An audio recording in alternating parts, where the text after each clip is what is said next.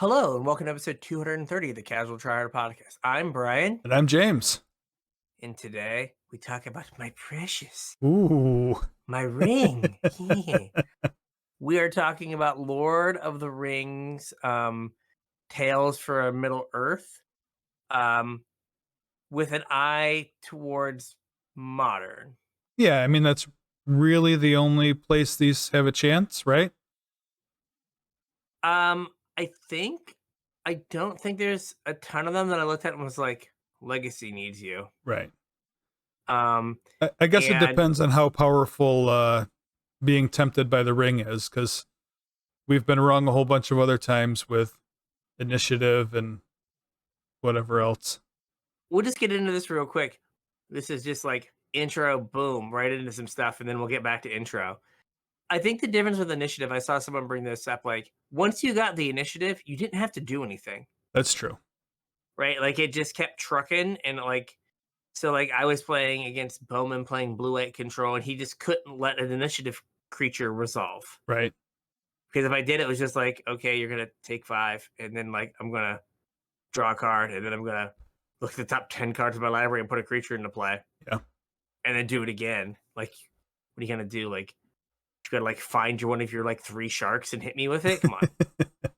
Yeah. So, if you are interested in like reaching out to us on social media and being like, "Hey, I love me a Frodo," it's like, okay, which Frodo? You can get us on social media. All those links, Facebook, Discord, Twitter, are in the description. So go check those out. Yeah, hit us up. Let us know what you think. Also, if you got anything that you want us to talk about as far as shows go, because we're going to be heading into the dreaded content drought. So if there's anything you guys want to hear about, let us know. Like Brian said, all the links are in the description to hit us up. If you're looking to support the show, there's a couple ways you can do it. The first is with our TCG player affiliate link, CasualTryHard.com/TCG. Follow that link on over to TCG player. Anything you purchase, we'll get a percentage of that'll help support the show, pay for, all the bills that we have that are show related. If you're looking to support us more directly, you can do so at patreon.com/CasualTryHardMTG. Patrons get access to our show notes, so you get kind of a sneak peek about what the show is going to be about. They also get access to our pre-show, about another hour's worth of content out of us.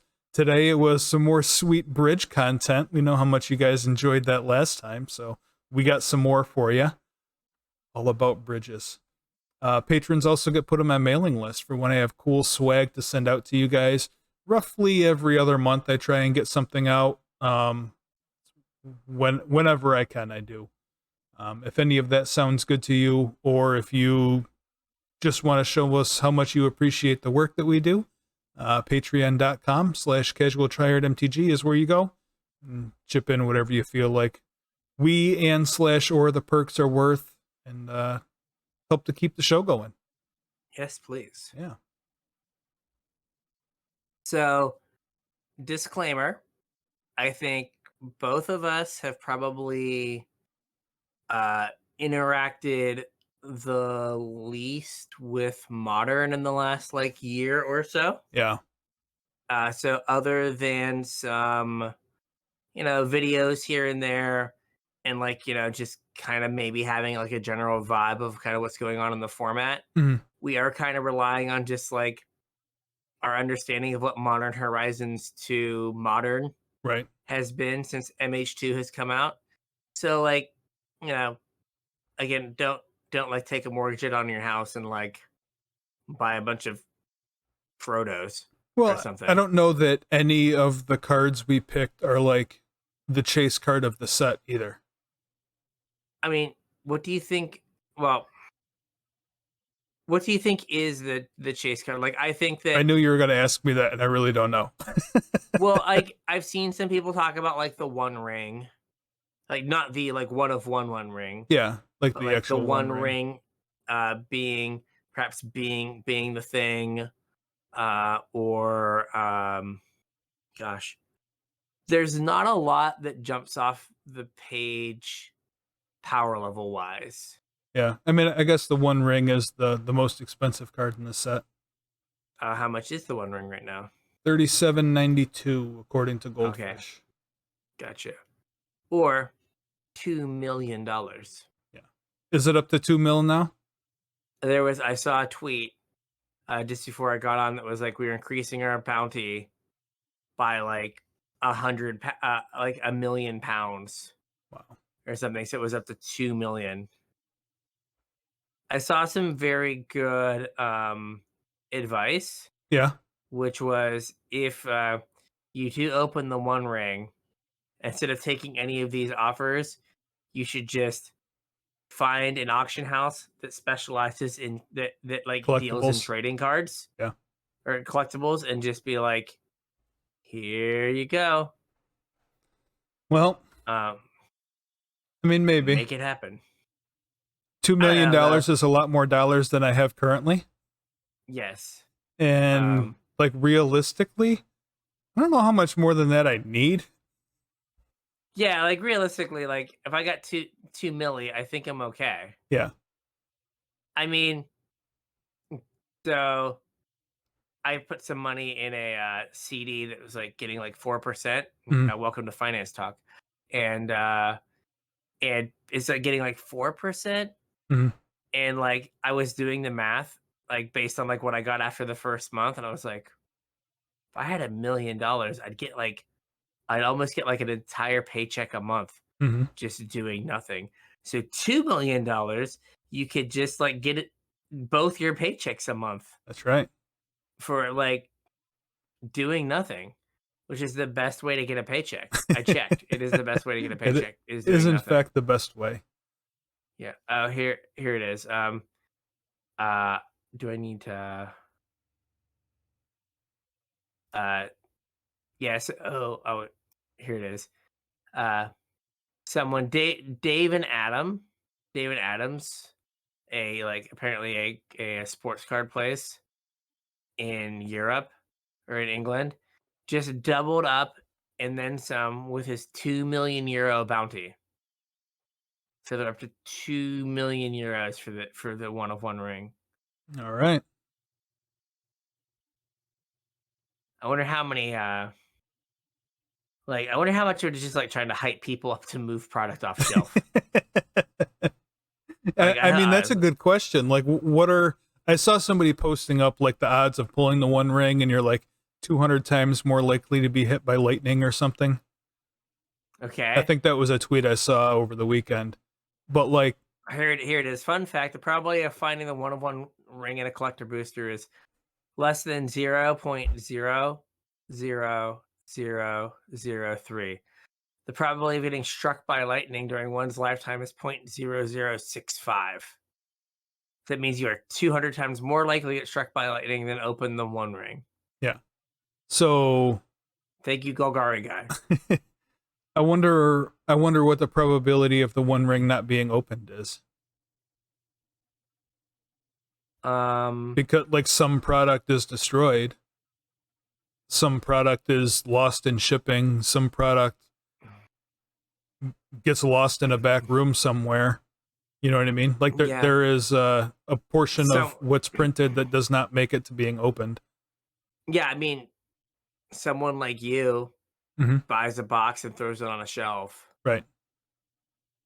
Well, I don't know how much of that there's going to be because, like, as time goes on, if the One Ring isn't ever opened or isn't like publicly said that it has been opened, here it is. Like, people are going to start cracking the boxes on their shelf. Yeah.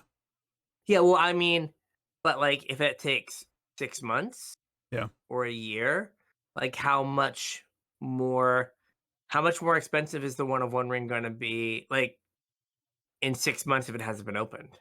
Yeah. Right? Or is it going to go the other way and people are going to just be like, yeah, I don't care.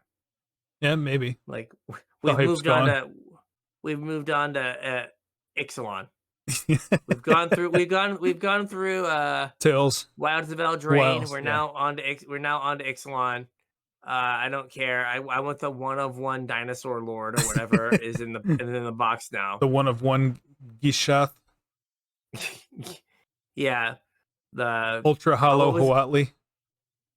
Ultra Hollow. There we go.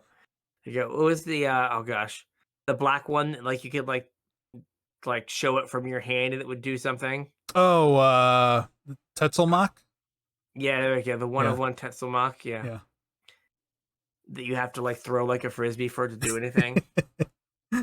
Um yeah, but like there's a good chance it doesn't get open. I think someone did like the I mean, rough I don't know about a math. good chance, but there is a chance that it just never gets opened. Yeah, but like someone says, someone did the rough math that it like works out that there's like 3 million packs Hmm. or something. Or I guess And it's only collector boosters. So there's 3 million collector boosters. yeah, and I guess like there is a third option, and that's that somebody that has no idea that the one of one ring exists, opens it, and it just like spends its life in a trade binder somewhere. Could you imagine? Like it'd just be like it'd also be like super anticlimactic for wizards, right? Yeah, Well, I guess but then you get the like, oh my god, it hasn't been opened. We gotta buy all this stupid product yeah. because someone's offering like $6 million and there's just some like guy using it as a coaster. How's that work Like with like a second print run too, though? Like there can only be one round of print runs. what do you mean? Well, because normally there's like multiple print runs, right? Yeah. But like, Well, if you have oh, a one of you'd one have serialized card and it's not in the first, like you're never guaranteed the second print run. So if it's not in the first print run and it doesn't get a second print run, then like the one of one ring was advertised to exist and it doesn't, or vice versa. Like what if it goes into the second print run and like then all of the people that bought the first print one run were like, hey, this thing that you advertised was not possible to be in any of the packs that that we opened. yeah. I would assume it goes in the first print run. And then you have to be like, if in 6 months no one knows about it, you have to know if the packs you're getting Or are from from a the first first print run or not. yeah. I want a chance to open the one of one wing. When did you get your shipment? What print run was it? And like that's not something that is like denoted on a pack. Right. No, I So think there's a way to figure it out on the booster box. mhm. But no, it wouldn't be per pack. So like you're like, oh yeah, I'll buy a Lord of the Rings collector booster. So we open the one ring and it's like print run 2. And Yeah, there's like you stand an infinitely higher chance of getting struck by lightning because you were 0% right. Oh, I to guess get the like that makes loose boosties from like Target or Walmart weird too, though, because then you wouldn't know if those are first print run or second print run because yeah. there's no way to know. Huh. Like I almost feel like not that they would do this, but like there needs to be like on the pack somewhere, Yeah. like a hey, a chance to get the one of one Yeah.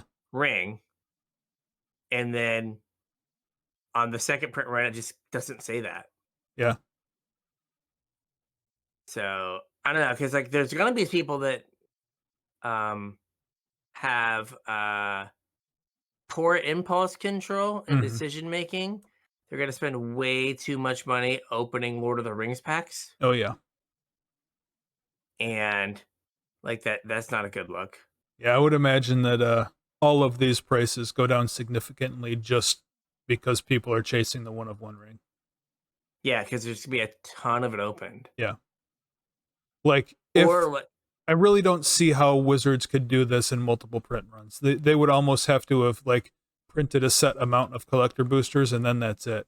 Because Yeah, like per I guess US gambling laws, like the probabilities have to be on the pack. yeah.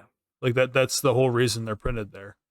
So like, would you have to look and see like if they did a second print run, it would just have to be like chances to get to run a one ring 0. 0. Well, that's what I mean though, is I don't Can think do that they that. could do that. And also I don't know how often collector boosters go to a second print run. Like they Hmm. started off just one and done. When they first started doing collector boosters, there was no second print run. But I think since then they've opened it up and they've done multiple printings of collector boosters now. But yeah, I almost think that they couldn't do that for this set, in which case they're probably gonna overprint to be safe. Obviously, Chad wants his beans, right? So running out of collector boosters isn't good. It is not. But I also feel like, well, they don't, they don't know what box it's in or whatever. Mm-hmm. I also feel like there has to be like a little bit of like, whatever box it is in, wink, wink, nudge, nudge, it needs to be like in the middle of the shipping stuff, because like you don't want it cracked on pre-release. Yeah. Well, why not? Well, yeah, I guess because you wouldn't crack it on pre-release because it's in a collector booster. But okay, or you don't want it cracked on the first weekend, right? Yeah.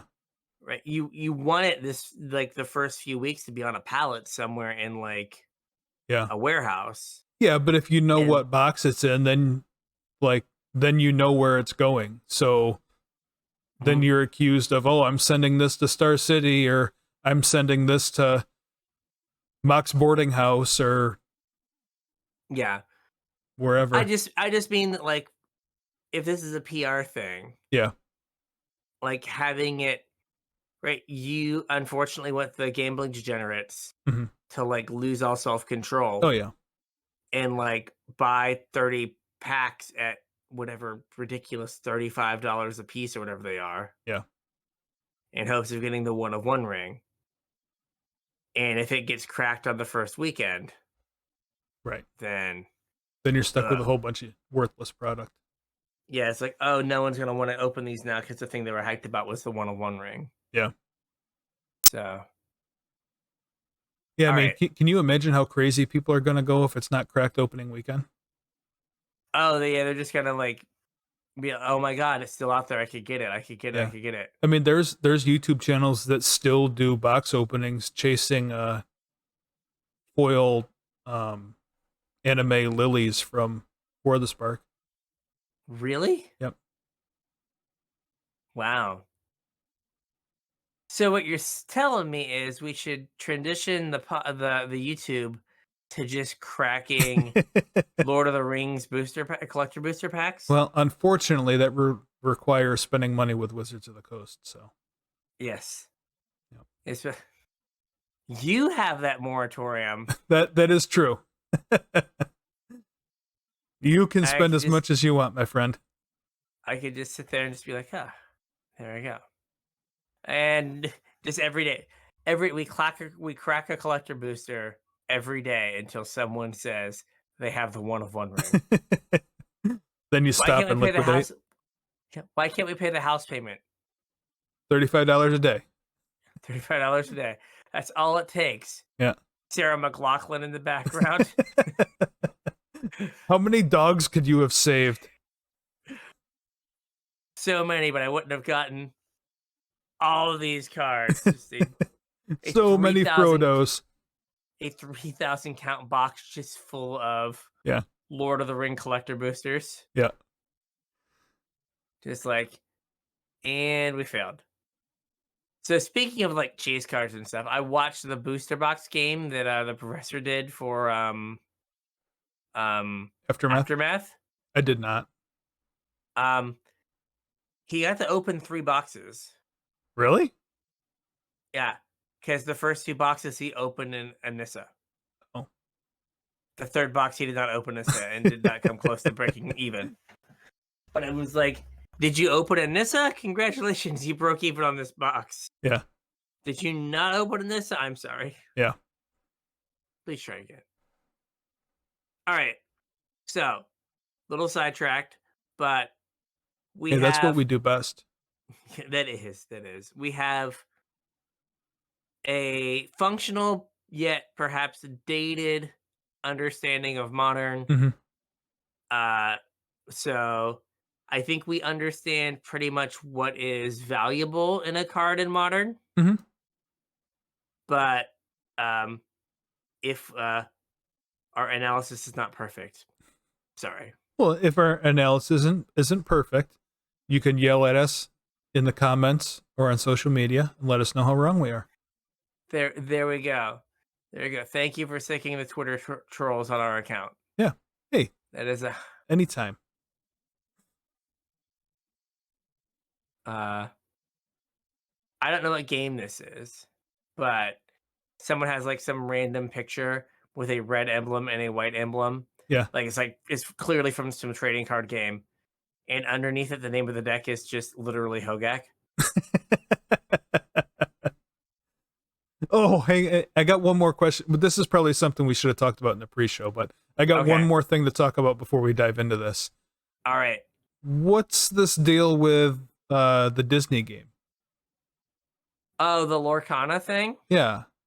So I Like, watched a little bit of PK's video, and apparently someone who was developing some upper deck game, mhm, Rise of something, terrible name, can't remember it.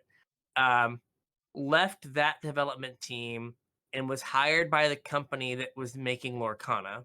okay. And so now Upper Deck is like, hey, you took our resource system and this other thing and this other thing from our game Yeah. and you brought it to Lorcana. So this guy stole our IP.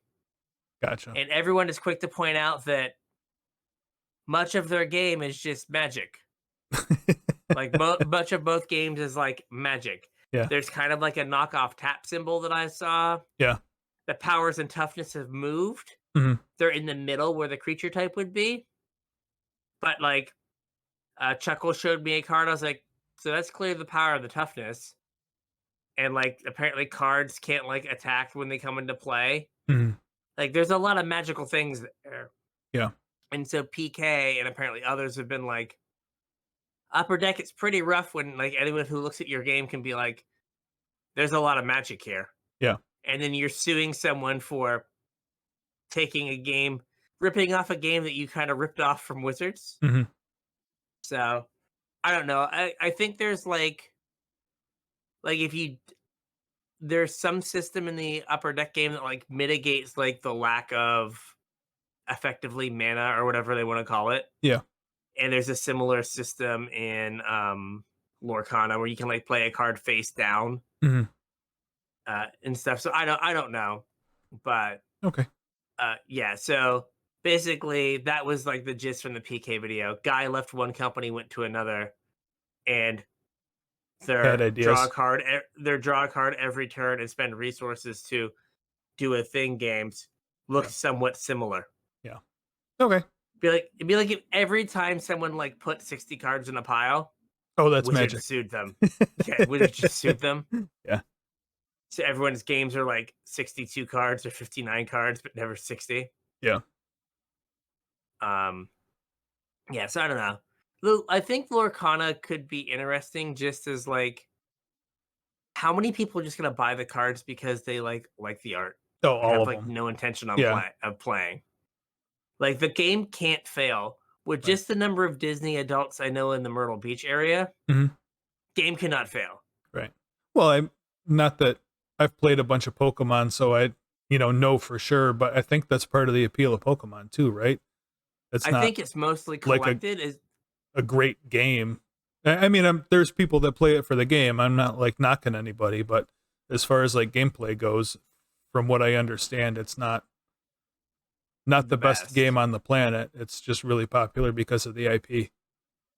Yeah, and I mean, if that works, like the Pokemon company is making bank Yes, because people are like, I love me little pocket monsters, that's right.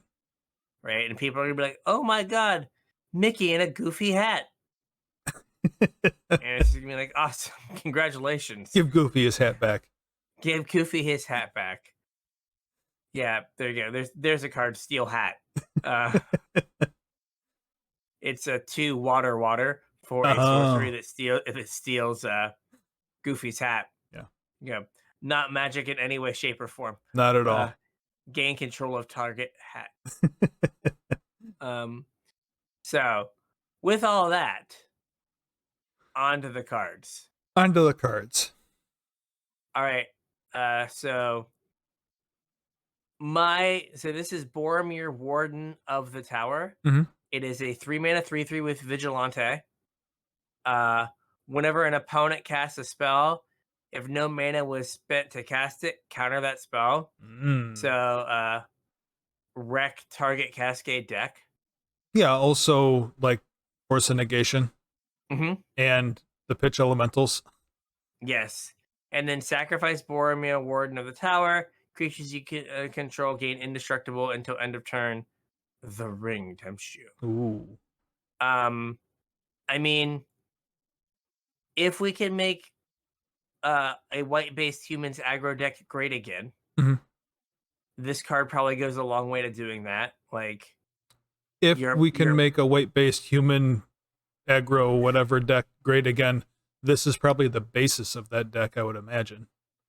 I mean, I'm assuming it's Thalia in this to keep you from getting like riggedy wrecked by the bulk of the format. Yeah. Right. And this gives you protection from Fury on the front, like on both halves of the ability. Right. Right. You get this down, they can't pitch Fury. Mm-hmm. And then when they hard cast Fury, you just sack it. Right. And then give yourself that extra turn. I don't know how good it is against sweepers, since like we've decided that we don't destroy cards, we just exile them with most of our sweepers now. So like that might be a little but like I think it helps address the Fury problem. Mm-hmm. So it could see play in those kind of decks. I mean, the body's fine. Yeah, I mean, a 3-mana 3/3 is not embarrassing. No. Also, have you ever seen the movie oh god, The Interview? I think so. Skylark always, when he gets mad, he's like, "That's such a Boromir thing to do." Oh, yeah. It's such a Boromir. That is like my first and only introduction to Boromir before this card. So, but yeah, like I think that, and there is like a white humans deck kind of kicking around. It's gotten a little bit better with some of the because now we have the whatever the black white human is called from Aftermath that like you sack and give your stuff indestructible. Yeah. Right, like they're just printing a ton of things. They're like, "We're sorry about Fury. We're sorry about Fury. We're really sorry about Fury." Here, we're gonna fix this eventually. This gonna help. Can we have a 1 mana? All your creatures are indestructible, or all your creatures are pro red. Just something. Yeah. So I think this has a place. Not that it's super relevant, but it's cocoable also. It is. It is. Oh, there's a card on this list that is just here because it's cocoable. Okay. Let's see. Next up. Well, why aren't you opening? There we go. We have Flowering of the White Tree. Wait for a legendary enchantment. Legendary creatures you control get +2/+1 and have ward 1. And non-legendary creatures you control get +1/+1. I mean, so I heard you like Crusades. Yeah, it's like Super Crusade. It is. And like, especially in a deck like you were just talking about with Thalia and Boromir and whatever that white-black thing is legendary also. Yeah. Like, they just print so many legends now. Yeah. That like this just is like my deck gets +2/+1 in ward. Yeah, I almost think the ward 1's worth more than the +2/+1. I mean, the +2/+1's going to close a game out real quick. But the ward 1 makes it so that your opponent's always like 2 turns behind if you have a Thalia, right?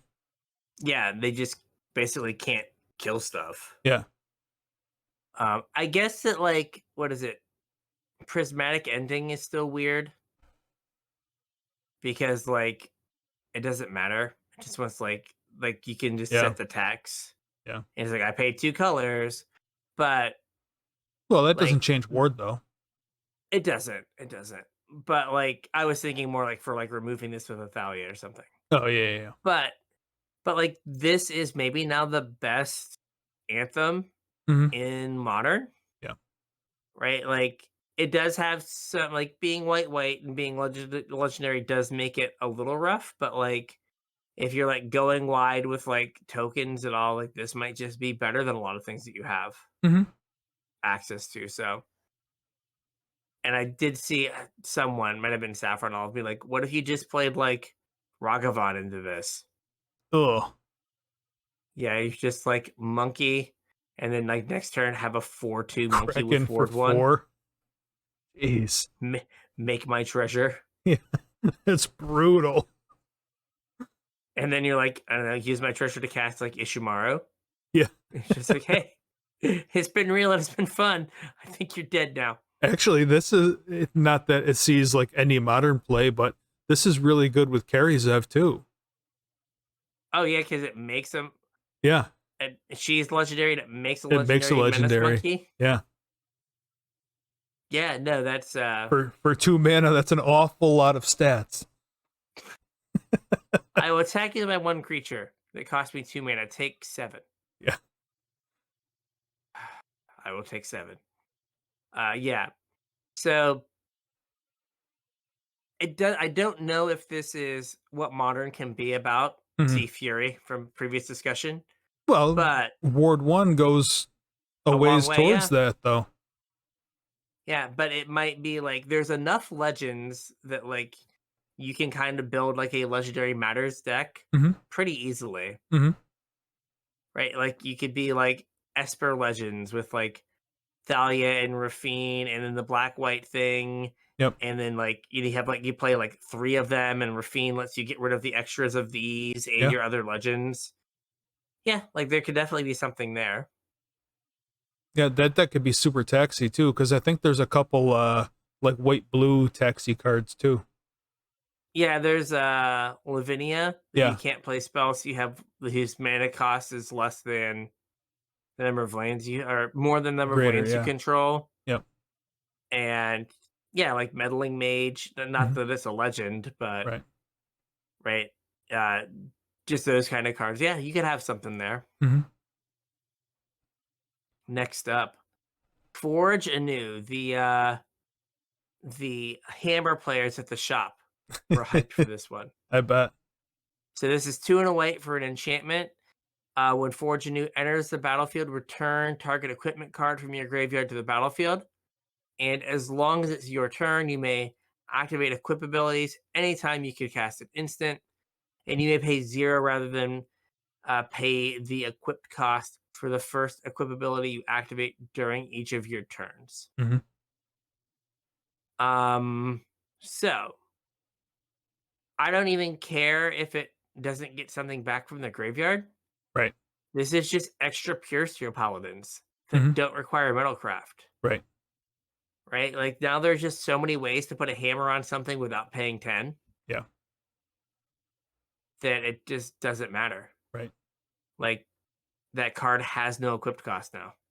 Well, I mean, I don't know if it changes the way that deck's built at all, but this could tutor your, or if you used like a goblin engineer or whatever to Mm-hmm. put a hammer in the bin, you just tutored your hammer too, or whatever artifact that you needed, whether it's a cauldra or a sword or whatever. Yeah, like if this takes the place of pure steel, Mhm. like then you have Stoneforge plus then Goblin Welder as like build my own Stoneforge. Right. Or not Goblin Welder, Goblin Engineer. Yeah, And goblin. Engineer can bring it back itself. It It has costs it can bring the hammer back, but it couldn't it can bring the bring. hammer back, but it Yeah. couldn't bring back Cauldra. Yeah. But I can bring the hammer back. So yeah, it could just be like more ways to access hammers. Mhm. Like you just never play a hammerless game. Yeah, and I don't know if like that version of the deck is any better or worse or whatever, but certainly a different way, another way you could approach it. Mm-hmm. All right. Next up, we have Reprieve. 1 and a white for an instant. Return target spell to its owner's hand. Draw a card. That sounds familiar. It's Remand that gets Supreme Verdict. Yeah. So for the old heads, Remand 1 in the blue, counter target spell, return it to its owner's hand, draw a card. Yep. So that meant that like it just ate it to Supreme Verdict Right. because you couldn't counter Supreme Verdict. Well, Thus, or you could return anything it to that's their hand. uncounterable. Yes. This just gets anything that's uncounterable. Mm-hmm. So while Remand is not like a playable blue card anymore, this is kind of the first version of this effect in White. Yeah, I mean, There's we like the had Mana Tithe, but other than Mana Tithe, yeah, and like the really bad 3 mana memory lapse, mhm, right? Like this is like a competitively costed counter spell yeah, in White. yeah, Like so, if you are in a situation where you need like one more turn mhm, to kill them, this lets you bounce to the board wipe. yep, Or you have 2 mana open and they pitch a card to like fury you, mhm. and you just put the fury back in their hand. Oh, yeah, that's So gross. so now they have to have another red card Right. to pitch to the fury. And so like you have like that is just a hard 2-for-1. Mhm. Right? You replace this card, they discarded a card, like yeah, you got them good. Especially if you can get, like, if the deck that this goes in is about, like, mana denial, Mhm. this could just become counter a spell, draw a card. Like, if you can keep their lands tapped, keep them off mana, keep them taxed out with Thalias, like, this just becomes counter a spell, draw a card. Yeah, I mean Thalia and like the and Lane and Arbiter, like the old timey like Yeah. I'm gonna ghost quarter you and make it so you can't Yep. do anything seems pretty solid, Mhm. right? Or like if you need either the one turn to kill them Yep. because you're like aggressive and you have a clock, or you need the one turn to get down your Boromir so you can Mhm. sacrifice it so their stuff's indestructible, Yep. right? To buy that next turn. Yep. Or again, the Thalia so they are like have to be a mana off or whatever. Like this just has it is again not strictly better than Remand, but I mean, it's pretty close to strictly better. it is like you're not limited to the counter spell stuff. Yeah. But like Remand was a modern playable card for years, and then they Mhm. printed counter spell, Yeah. and it didn't matter anymore. And like much like we got kind of hyped about Rafine's informant as like, hey, White doesn't usually get to loot. Yep. This is pretty wild. White doesn't get to counter a spell. Right. Sorry, counter in air quotes a spell, Yeah. right? And so this is just like a new thing for White to do that we've not seen it be able to do really before. Mhm. So while Remand might not be good enough in blue decks, this is probably good enough in white decks. Yeah. Like as a something that starts out maybe in the sideboard, Mhm.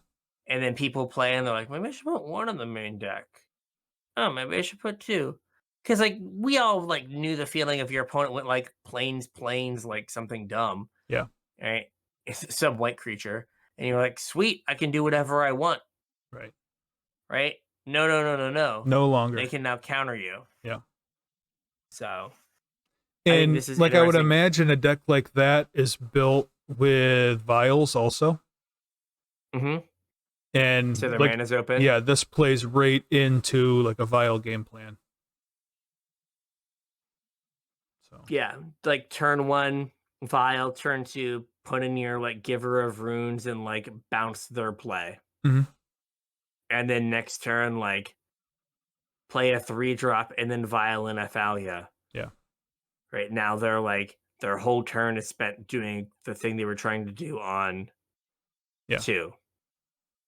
Right. And it's just like, oh, like now I'm so far behind I can't ever like catch up now. Yeah. Or you play like, or turn 4 is like Thalia and your flowering of the white tree or whatever, or flowering of the white tree, and like you hold 2 mana up and vial a Thalia in and hold reprieve up, and like Yeah. you've soft locked your opponent basically. So you can't do anything. No, you can't kill this thing. And Yeah. if you can, I just bounce the spell. Right. All right. Next up is my Coco target. Okay. All right. So this is Rosie Cotton of Southlane. When Rosie Cotton of Southlane enters the battlefield, create a food token. Whenever you create a token, put a +1/+1 counter on target creature you control other than Rosie. Scurry Oak. Yes. End of turn, Coco into this and Scurry Oak. Make an arbitrarily large number of squirrels. Yeah. kill you. It's been fun. GG's. Yeah, Also, like Ivy Lane Denizen wasn't 3 mana, right? It was 4 mana. it was 4. It was one too big. Yeah. Like this might I'm a little hesitant to put oh gosh, Lord of the Rings cards into the cube. Yeah. But like this might go in. It moves the combo out of just being like green to being like green white. Yeah. But like maybe having this in there, like it enables stuff. Also, they're like messing around with this like food token stuff. Yeah. And I keep looking at and I should be just pull the trigger, looking at Academy manufacturers. Mm-hmm. Right? Like with like Lannis and this and a card we're gonna talk about later, like you're just gonna like play a card, dump like 15 tokens onto the battlefield, Yeah. make a ton of counters, and just be like, I'm gonna attack you with these 3 things that have like, they're all 7/7s Mm-hmm. that I collected company into at the end of turn. Yeah, I mean, And you have like, with Tireless Provisioner also mm-hmm. makes a food or food or a treasure, I guess, when a land ETBs. Yeah, it's landfall. Yeah. But like, Lannis when something comes into play. Yep. And then what is it? Oh gosh. Academy manufacturer, if you make 1 token, you make 2 other tokens. Right. And then if you have the squirrel guy that when you make a token, you also make a squirrel. Mm-hmm. Right. So now you're like, you have like Academy manufacturer, you hit Rosie in this, and like Rosie makes a food, puts a counter on something. You make a squirrel, puts a counter on something. Academy manufacturer makes 2 tokens, which makes a squirrel, which puts 3 counters on things. And it's just a tracking nightmare. Yeah. But you get to just have all the pieces of cardboard. Your deck box is 1,000 count long box. Just full of food tokens. Just chock full of tokens. Squirrels, treasure, food. Yeah, blues. could you just like brought one of them in a die? No. I must accurately represent the game state. Do you remember for Kaladesh pre-release? No. Like we're trying to figure out what to do with energy? Yeah, Anthony got out a Pokemon energy thing. Oh yeah. Whenever he got an energy, he'd like take an energy. Oh. So he just had like a pile of energy. Nice. I'm gonna spend 3 of these. 1, 2, 3. I mean, that's good. That's better. That's like that might be better at comp REL. Yeah. Since we're allowed to use dice to track things now. Yeah. Right. But Rosie's just here because it like makes a green-white company infinite squirrels deck a thing. Yeah, I think this card's sweet and it's powerful. And like you said, it's got a whole bunch of synergy. And actually, like that deck probably is pretty budget. Yeah, like I bought Lannis's, and Lannis's were like, I bought one for 50 cents. I think they're like a quarter. Yeah. And Academy manufacturers have been reprinted 3 times. Have they Or at really? least reprinted. I think at least, I feel like there's 3 printings. It might be one of those like it's a pre-release, and but there is one printing. So it's been printed. There we go. It's been printed twice. Mm-hmm. Modern Horizons 2 and in the March of Machine Commander product. Oh, okay. And they're like $3. Yeah. And man, I remember trying to find them when Modern Horizons 2 first came out because I wanted to play the food deck. At the time, the food deck was playing them, and I couldn't find them anywhere, and they were expensive. Yeah, and then Scurry Oak. Scurry Oaks are 43 cents. They're spiking though. Okay. They were 42 cents. Market price is 65 cents. They're spiking. But like there are a couple cards from like the green white food deck that they've like seeded and limited that go really well with some of the Modern Horizons 2 food and token nonsense cards. Yeah. That could like make a monster. Yeah. All right. On to blue. On to blue. You can We tell we're have- really blue mages. We have one card. I think there's only one black card too, and I'm definitely a black mage, so I don't know if that says a whole lot. We have Stern Scolding here. Single blue mana for an instant.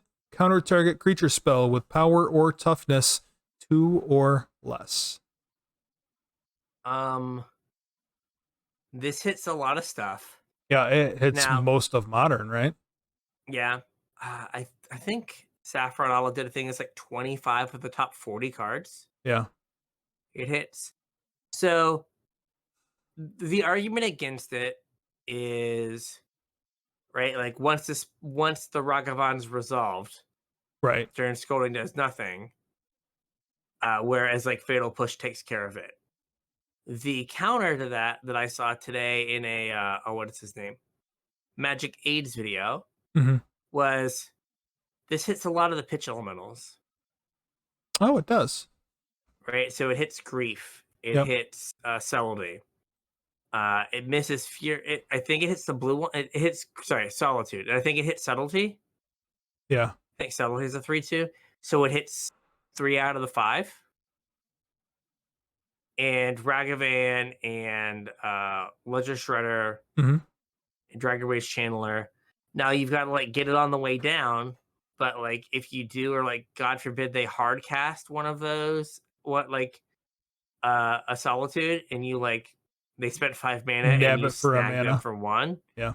Like they're just in a world of hurt. Mm-hmm. But like I think it seems to me like it might be better on like turns 3, 4, and 5. Mhm. Where you're able to like Do a thing, hold this up, do a thing, nab hold their it up. thing. But like you can't like like try to hit a Ragavan on like turn 1 or turn 2. Right. Like not that we don't have like, I guess now we just have instant speed cantrips. Yeah. But like it seems awkward to be like go. Yeah. And I'm gonna hold up this blue mana and be like, please play your Ragavan into this. Yeah. Please, please, please. But the fact that it gets the elementals is kind of a big deal. Mhm.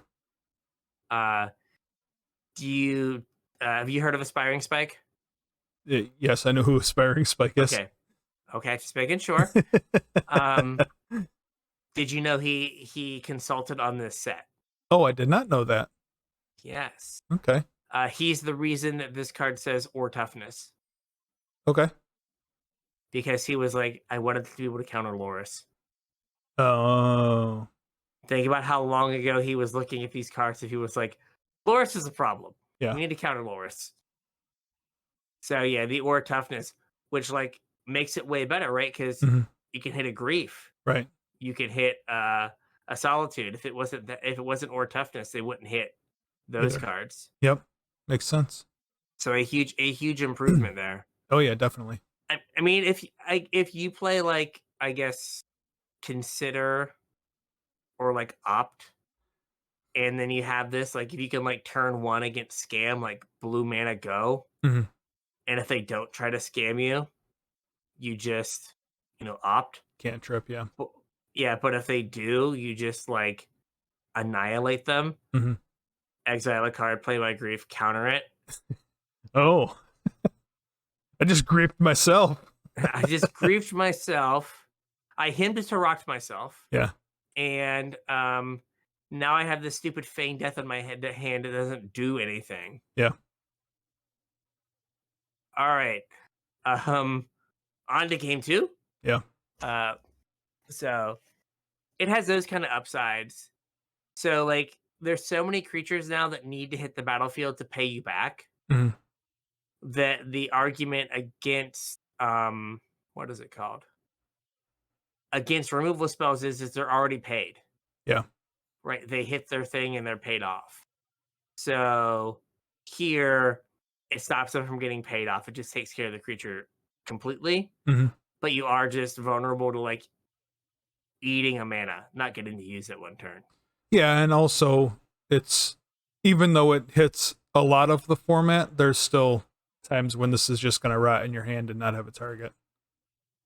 There are times where Tarmogoyf is too big. Right. And this never Or they, hits a like- Death Shadow, right? Never. Ever, ever, ever. Yeah, never ever. So, because does it not? Because its power and toughness is 13, and then it's modified. Right. But the modification doesn't happen in your hand, or does it? I'm pretty sure the modification is only on the battlefield. Okay. It, because Tarmogoyf is star is why. Yeah, it's why it's in your hand. Okay. Yeah.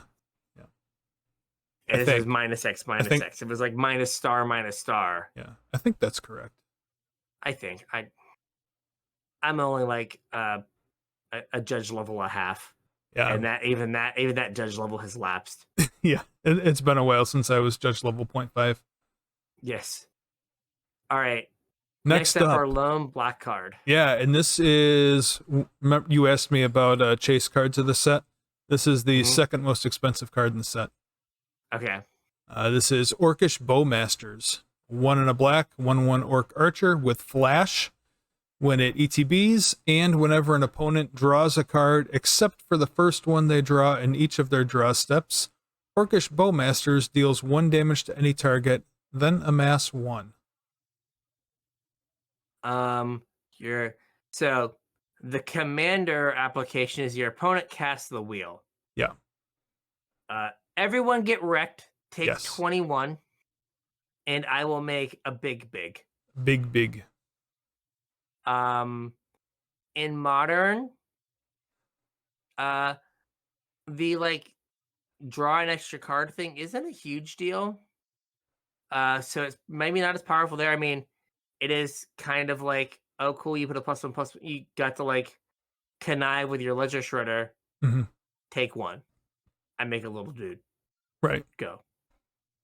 Yeah, but it's also like a nice bonus. Like if you're playing somebody that's playing cantrips, like somebody ops, and you're like, okay, I'll make a 1/1 and ping your Ragavan, I guess.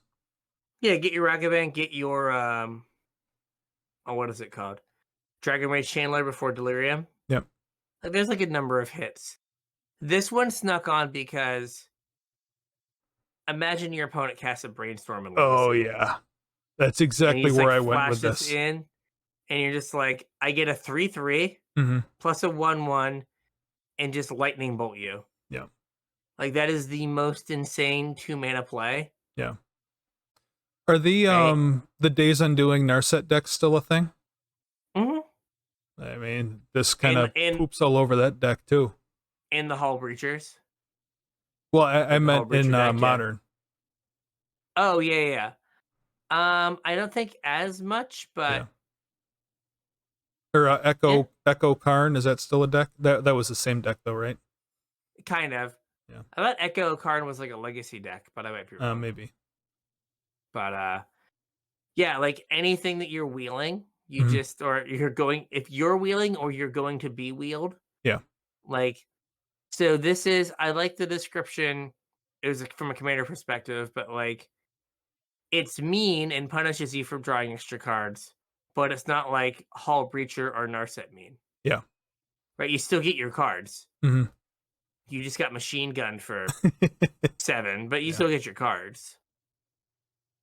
I mean, they've gone really hard recently between Shieldred and this. Yeah. Of like, we just want the process of you drawing cards to be as painful as possible. Oh, can you imagine like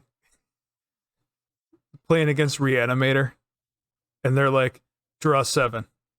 Draw 7. Flesh and Bowmasters. You're dead. Oh no, you're like, hold priority 7 and 7. Yeah. And you're just like, sweet, here, take all the damage. But like, even on the first one, you flash this in, they can't draw their second 7. Or like, let the first one resolve. Let them do it again. Flesh it on the second one and they're dead. Yeah, they just take 14, yeah. Yeah. Yeah, yuck. Yeah, that's gross. Yeah. The card definitely has some interesting use cases. And I guess selfishly, it is a card that's not like, look at me, I am a Lord of the Rings card and your magic stuff. You know, I was thinking that when we were talking about like Forge Anew in particular, but also kind of Flowering of the White Tree. Like, those are totally cards that could have been printed And even Flowering of the White Tree, like, I mean, if you're not Lord of the Rings, you have no idea what the White Tree is. And, like, there could be a White Tree anywhere. If it wasn't for Yeah. the specific art, then, like, I that could be a real Magic card. maybe there were some things that they were like, hey, maybe we think this might be playable in modern or like in Mhm. eternal formats, and maybe we should turn down the Lord of the Rings a little bit on it. Yeah. Or Reprieve, like, that could have totally Reprieve, been. yeah.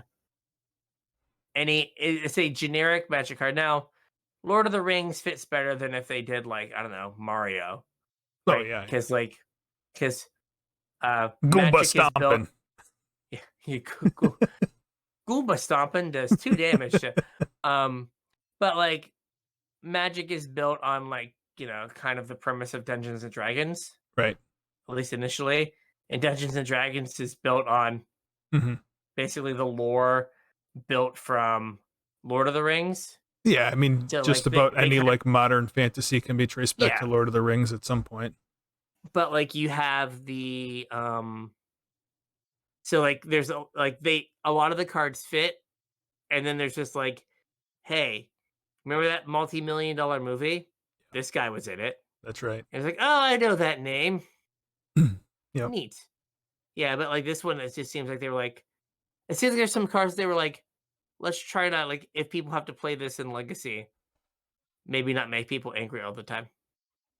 Like, can we avoid making people angry all the time? Yeah. Probably not, but we can try. Right. All Yeah, I right. mean, that was kind of like my biggest thing with this set is I was worried it was just going to be like over the top. All of the chase cards were going to be like super Lord of the Ringsy, and it was going to be difficult for, I don't know, immersion. That's such a silly Yeah. thing to say, but I guess You it's broke my accurate. immersion, dog. Yeah. All right. Now that we're done, are you all right over there? Yeah, I'm just shiny. Oh, okay. Trying to make myself less shiny. Gotta be On beautiful for the to, people. yeah, on to the red cards. We have Fiery Inscription. 2 and a All red right. for an enchantment. When Fiery Inscription, sorry about that, enters the battlefield, the ring tempts you.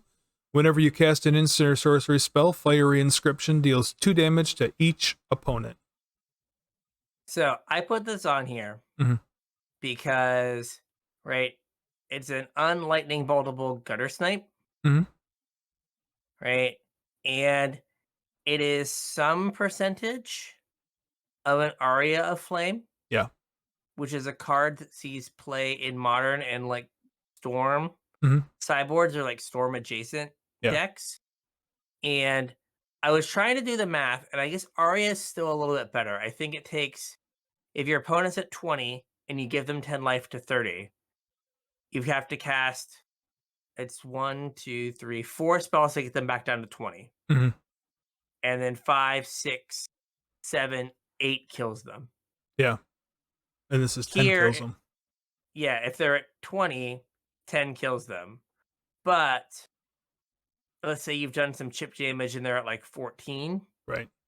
Like, I think it takes the same number of spells or like maybe one less than Arya Mhm. to kill them. And you don't have the fail case of you play Arya and they like wear tear it, Right. or more like they prismatic ending it. Mhm. And then you're like, I just gave them 10 life. Dear In, God, how am in I my ever burn going deck. to kill them now? Yeah. Yeah, in my in my storm deck that needs to cast 20 spells to kill them, Yeah. I gave them 10 more life and now I have to cast 30 spells. Yeah. Like, this doesn't have that same fail case. It's just like, here's a gutter snipe. Mhm. And I guess my Goblin Electromancer will be my ring bearer. Here we go. Oh, I see what you did there. Yeah, here we go, buddy. Let's go. Yeah. Um, so yeah, I think it is a reasonable card to look at for like Aria Flame. It's different, maybe not as powerful, Mhm. but it does have some like use cases that are more unique, or some of the edge cases maybe favor it in some spots. Yeah. Now, if your opponent is gaining life and they're already at 30, like then Aria Flame's probably better because like your ninth spell just deals like a million damage. It's like take 9, All of the cast another damage. one, take 10, Yeah. right? Like Aria Flame's probably better, Yeah. but I think there are definitely cases where Fiery Inscription will work to your advantage. Hmm. So I agree. this one I don't remember. Yeah, I think I put this one on here. Okay. This is a Glowin Dwarf Emissary. 2 and a red for a 3/3 Dwarf Advisor. Whenever you cast a historic spell, create a treasure token. This ability triggers once each turn, and you can sacrifice a creature to goad a creature. I mean, in the only reason I put this on here is because it's reasonably inexpensive and makes treasures for casting artifacts. Mhm. It could it kind of like a cost reduction thing. I It don't is. know if it has like a super good home, but it's worth noting when things like this come along because they're pieces of a potentially broken strategy. What was the Storm Kiln Artisan? Is Yeah, the the 4 mana one. yeah, the 4 mana one? Yeah, And that card's good. The fact it doesn't have like the limiter on it like this one does. that's also instants and sorceries, and this is historic Yeah, spells. fair. So like this will Fair. trigger A off different of thing. like your Mishra's Bauble or whatever. Yeah, I mean turning your bauble into like a ritual, Hmm. even if it's only one, Yeah. or like playing a bauble and then getting to spend that 1 mana on something. Hmm. I don't know, playing a Stern Scalding and like countering their grief or whatever, Yeah. or their solitude, like that seems like a fine play pattern. Yeah. I don't know. I don't know that this is like super up to modern power level.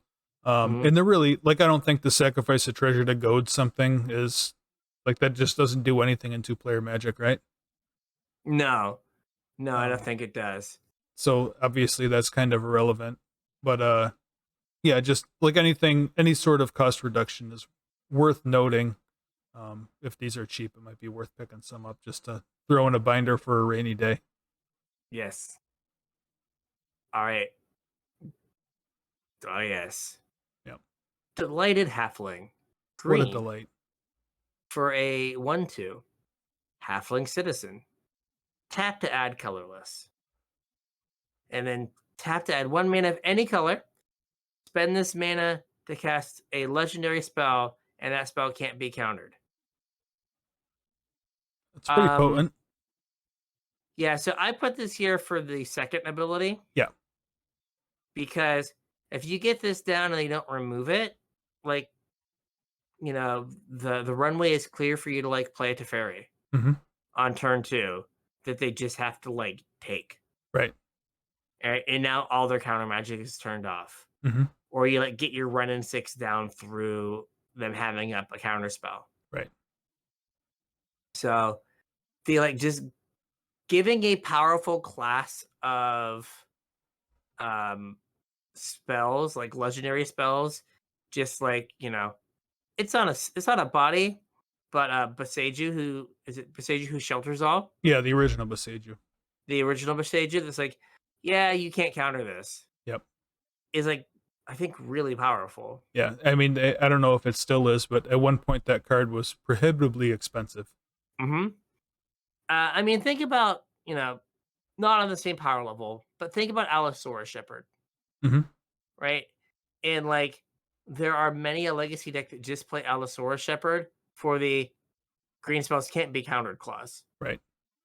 right? Like, they don't have a bunch of elves to turn into 5/5, Right. 5/5s. It's just, I don't want my stuff to be countered. Hmm.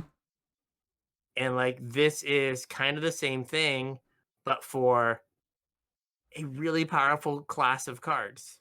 Yeah. And I don't know how much it sees play anymore, but there was a point in time where like green decks would randomly play Birds of Paradise. I think Bird still sees play in Yawgmoth. Yeah.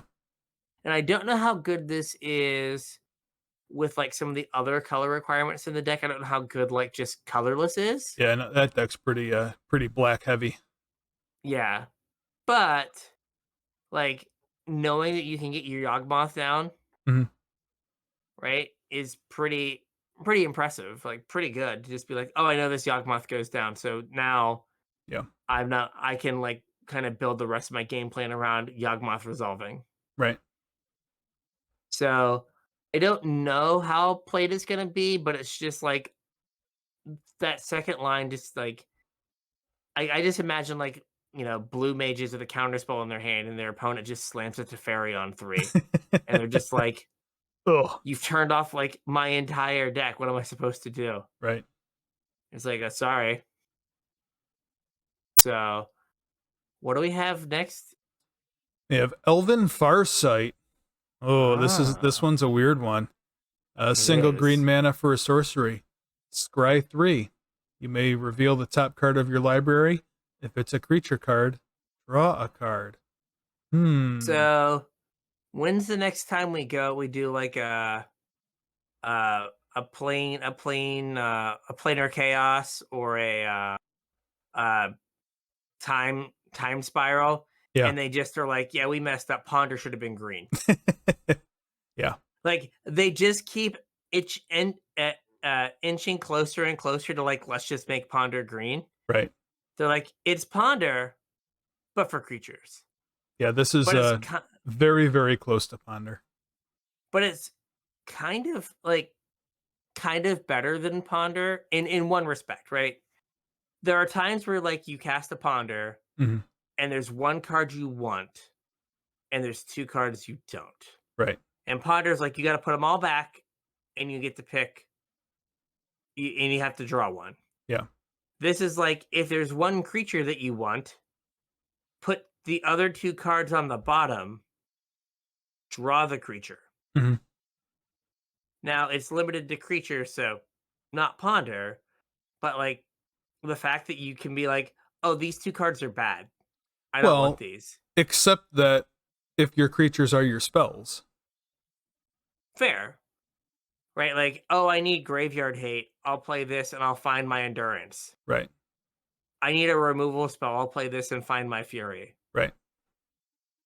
This Right? also, for what it's worth, this will find a grist Oh yeah, it will. for whatever that's worth. I mean, it's Grist. It's pretty cool. I like it. Yeah, So I don't know what deck wants to play this and grist, but yeah, I don't know if this is like, what is that card from? We've had a couple of these, like Mhm. Adventurous Impulse. Yep. Oath of This, Nissa was like the first green ponder, right? yeah, Oath of Nissa. Um, and like this, like they keep getting like right up to the edge with like Green Ponder, Yeah. and it's like they don't quite want to do it, but like Well, in they're 3 working a years, lot harder on making a fixed green ponder than a fixed blue ponder. this is very true. This is very true. But like if we see like Elven Ponder Mhm. in like 3 years, I would not be surprised. Yeah. It's like, oh, you just printed that card. I mean, this almost plays better with Brainstorm, Oh right? yeah. Where like with Ponder, you have to like you just have to shuffle. You get to see Right. one extra card, then you shuffle to put them away, Yeah. right? And you lose that third card. But if the third card's good, you can just bottom, undo your Brainstorm, Right. like shuffle your Brainstorm, Yep. and then Still get your and elemental. then maybe draw the third card, get your pitch elemental. Yeah. No, I think it takes a deck that's kind of built like a collected company deck Mhm. where Yeah, it you has a definitely ton of need a creatures. critical amount of creatures. But like I said, that's why like you look for your spells to be creatures. You look for your Hmm. grist or your elementals or whatever. Also, like Dryad Arbor goes a long way in a deck like this. Oh yeah. Like, That's a hey, good I point. need to hit a land drop. Yep. Oh, I can pick up my Dryad Arbor. Mhm. That's gonna cause a fist fight at someone's LGS. What do you mean? It says forest on it. It's a creature. It's a creature. You can't get that. Ah. Yep. Yeah, but you are right. They have been trying to make the fixed green ponder Mhm. before they made like the fixed blue ponder. Yeah. It's weird. They're just like, green can do whatever we want it to do. Yeah. All right. What do we have next? We have Ah, Peregrine Took. 2 and a green for a 2/3 halfling citizen. If one or more tokens would be created under your control, those tokens plus an additional food token are created instead. That's a weird way to word that. And then sacrifice 3 foods to draw a card. Like, why is this a replacement effect instead of just make a food? I think specifically for Academy Manufacturer. Okay. Because, like, what I think it's doing is I think it's adding that food onto what Academy Manufacturer makes. So Academy Manufacturer is not going to see it and trigger again, I gotcha. right? So I think. But That's just really again, weird. yeah, Lannis, Yeah. Academy Manufacturer. Like, and I keep going back to, I keep saying Lannis. The deck might not be blue anymore. The deck was basically blue just for Lannis. Yeah. Right? Like, I'm going to collected company into any number of things that pay me off a bajillion Mm-hmm. for making tokens. Yep. Or it could have Lannis because colors of mana don't matter in Modern. Right. Oh, I'll just fetch this Triome, and then I'll fetch this Shockland, and I'll play this Leyline Binding for 1 mana. I hate you. Stop it. So, right, this is just another way to, like, get more food. Mm-hmm. And then it's like, oh, hey, would you like to turn all of these idiot tokens you have into cards? Yeah. Feel free. So, is the guy who, like, eats the squirrels to give stuff plus X minus X, right? Would this make tokens off the squirrels the way it's worded?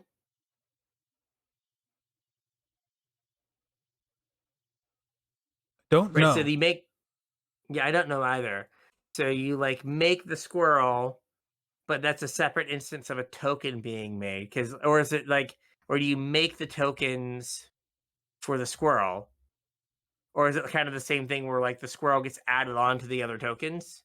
So it's like, here's a group of tokens being made, and you also make a food in that group. Because that's what this guy's doing, is here's a group of tokens, Right. add a food to that group. Right. So I think the other one might be make a group of, I don't know what it's called, which is probably bad. What is this squirrel called? The Chatterfang? Chatterfang. There we Yeah. go. Chatterfang Squirrel Generale. Hey, he's only like $5. If one or more tokens would be created under your control, these tokens plus that many 1/1 green squirrel tokens are created instead. So Oh, it's okay. So lumping them together. it's the same wording. It's the same wording. Though Chatterfangs kind of rolls off the tongue better. Yeah. Yeah, this is just, like, super awkward. Yeah. But so, like, you can't go infinite with Chatterfang, Right. I think is kind of the point. And But is Academy Manufacturer worded the same way? let us look. If you would create a clue, food, or treasure token, instead create Yeah. one of each. Yeah. So this is if this is creating a treasure and a food. But does it go nuts with this though? Like, if something's creating a treasure and this guy makes a food, Well, does this so make they're all replacement effects. okay? So So you this is make a squirrel, and then this makes a squirrel and a food, and then Academy Manufacturer would make a squirrel, a food, a treasure, and a clue. a clue. Okay. So, like, you get to a point where you just max out the number of things. Yeah, because they're all replacement effects, I think. Gotcha. But again, another thing to Coco into and just make a stupid number of pieces of cardboard. Yep. And then it also goes like, let's draw cards. Oh yeah. Remember the Asmo decks that were, like, getting their card advantage by, like, discarding a Oval Chase. Daredevil. Yeah. Oval Chase Daredevil. This is just like, yeah, cut that garbage out. Just Mhm. sack some foods. I will give you Well, cards. right, but like that deck made a lot of food. Hmm. Um, I think that portions of that deck might still be relevant in this deck, Oh yeah, just for like the sheer volume of food that it made. yeah. Like if you told me there's gonna be like a 5-color food deck, Yeah, I would not be surprised. yeah. Um, but yeah, so like I don't it think there's feels anything red like that makes food. Asmo cares about food and is technically red. Yeah, Yeah, I guess I know, I technically. know, I know. Technically, but yeah, um, it is. I mean, nothing black really cares about food, but you have Chatterfang that accidentally is black, and then you have Well, there's nothing Olushe Suitable. competitive that's black that cares about food, but like there was black cards that cared about food in Eldraine. Okay, fair. There was like the Fair. witch and bake into a Oh yeah, pie, and I just don't think there fair. was any red cards that did anything Hey, with food. we're going back to Eldraine, Yeah, they can and fix it. like they can fix it. But like Oko I thief of just food. yeah, I mean, food to me feels like energy with this screw it, we don't care. Yeah, Where like energy, they're like, oh, it's too good, we can't do it again. yeah. And food, they're just like, YOLO. fine, YOLO, make some tokens. Yeah. Yeah, I think this is just interesting because it like lets you always make a food whenever you do something. Hmm. And um then it gives you a way to kind of like power through your deck. Yeah. I also wonder, like, what if you were like blue for like Urza? Oh God, just turn them all into Right. islands. Yeah, you just like Urza comes in, you play this, then Urza comes in, makes a construct, which makes a food, Yeah. and now you have like extra mana. Hmm.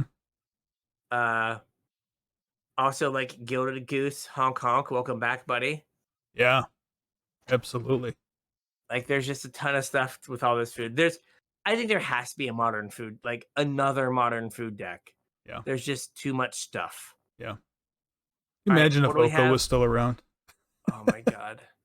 I mean, it wouldn't matter. Like whatever. Like I played my 3/3. Yeah. I played my thing that cares about food. It's now a 3/3 that cares about elk. Go again. Yeah. I played this cool thing that cares about food. No, It's a you no. played a 3/3 Yep. that cares about elk. Right. Congratulations.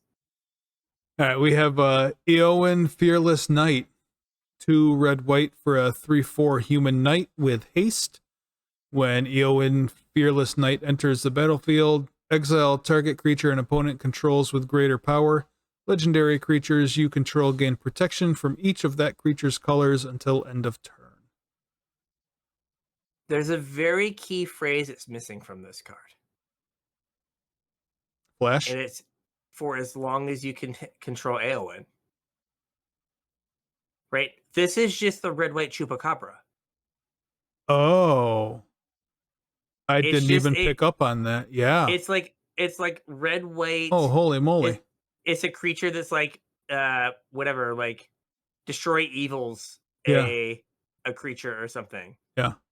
Um just again, if we're like beating down and your opponent like, I don't know, tricks and attracts it into play and you're just Mhm. like, go away, I'm gonna hit you for a bunch this Yeah. turn. Gobble up your prime time. Yeah, or you know, your what is he called? The guy. Archon. Mm-hmm. Like the big Archon, no thank you, go away. Yep. Bonk. Um your opponent, again, we're gonna go back to Legacy. Show and tell, put in my Emrakul. Sick. Cool story, bro. Yeah. Here's a Fearless Knight. Yeah.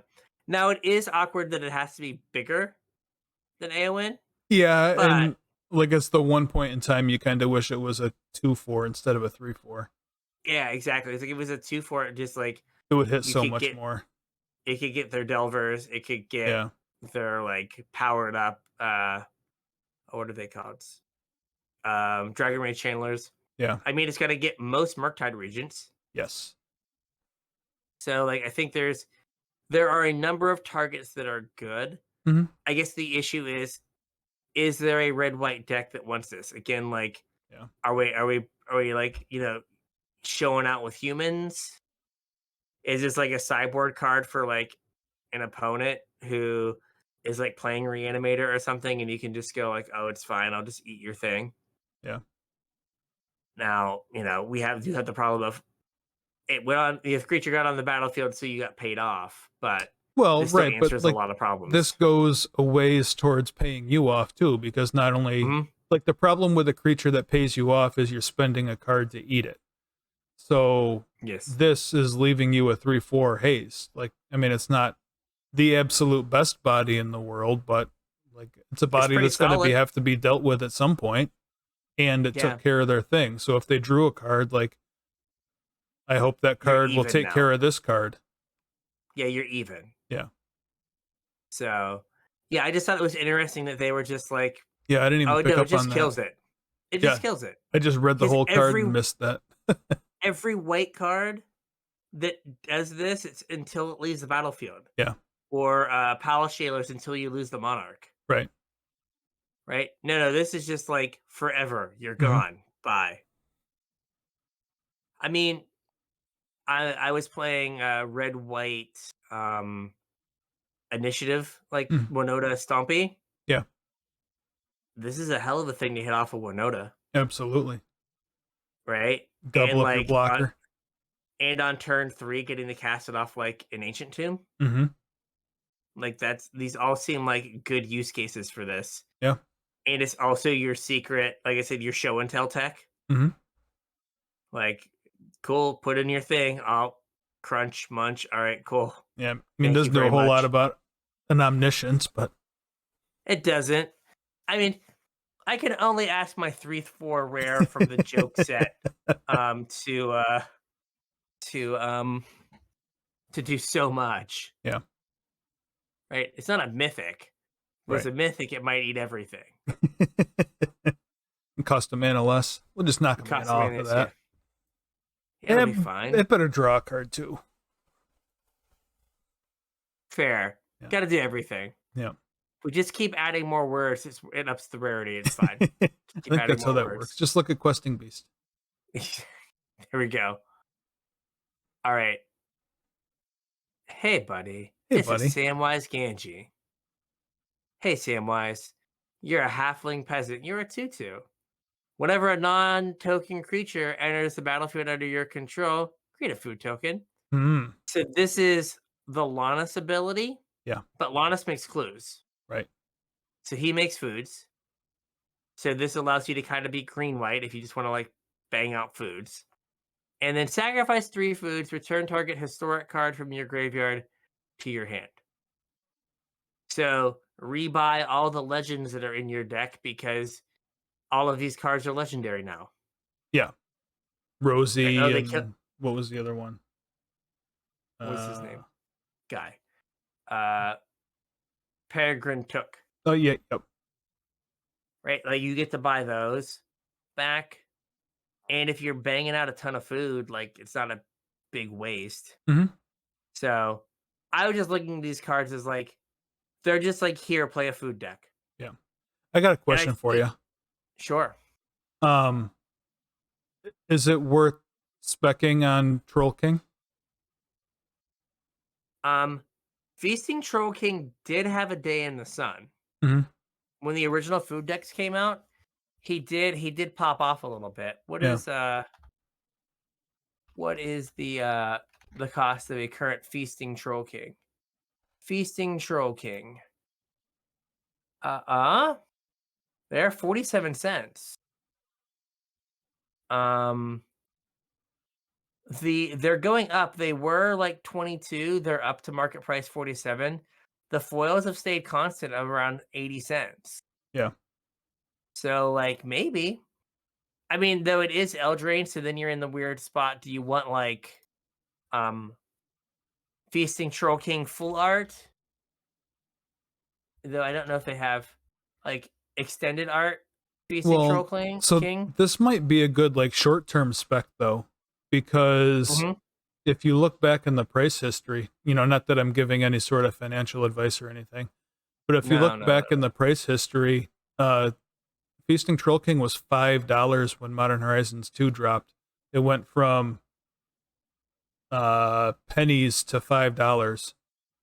I think I sold some at that point. I might have some foils, but I think I did sell some. Yeah. But yeah, like that might be a, hey, these are like, you get this, people get hyped about food, And then you you then unload them. sell them, Yeah. and then you get off of them like ASAP. Mm-hmm. That seems like reasonable. Now, at that time, there was a lot of discard in the food deck. I don't know that this deck that we're speaking about has a whole lot of discard in it to get the Troll King in the graveyard for the cheapie. But yeah, like it seems reasonable. Mm-hmm. Someone has 46 of them for 50 cents a piece. Yeah. There you go. And The foils are a little pricey. CasualTryHard.com/TCG. Yeah, you should do that for sure. Yeah. If you're gonna do this, make that happen. Also, like I wonder how much, like, let's say you throw cat oven in here and you just have this like constant like way to grind through and like make food. Yeah. For cookbook. Yeah, like cookbook as well. Like cookbook works really well with the Troll King. Mm-hmm. And kind of with Samwise too, because the stuff that you pitch you can get back. Yeah, well, yeah. Oh yeah. It's a Feasting Troll King. No, I guess he takes care of himself. Yeah. But yeah, so interesting. I'm now looking at Feasting Troll King prices. Sorry. That's fine. I feel like food is, like I said before, is like the energy they're okay with. Yeah. They just keep slapping more stuff that food can do. Mm-hmm. And we've had Third of Eldraine, one of the most busted standard sets right in history that had food.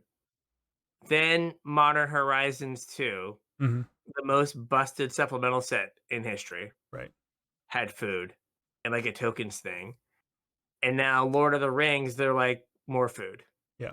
And we're going to Eldraine. Right. Are they not going to do food in Eldraine? I mean, they kind of have to, right? I feel like they kind of have to. Yeah. Like, it would just be weird. I don't know if you remember back that far. We've been doing this show for a while now. But when we did our Eldraine set review mechanics episode, that's exactly what I said, is that food is just energy, right? Yes. And I think it is just becoming energy now. Yeah. Because like they were really careful not to give too much stuff for food to do. Yeah. And now they're just like, whatever. Because like we never had like it was like pay 6 energy, draw a card, and like sacrifice the stupid bad enchantment. Now it's just like, here's a 2/3 or a 3/3 body, sack 3 foods, draw a card.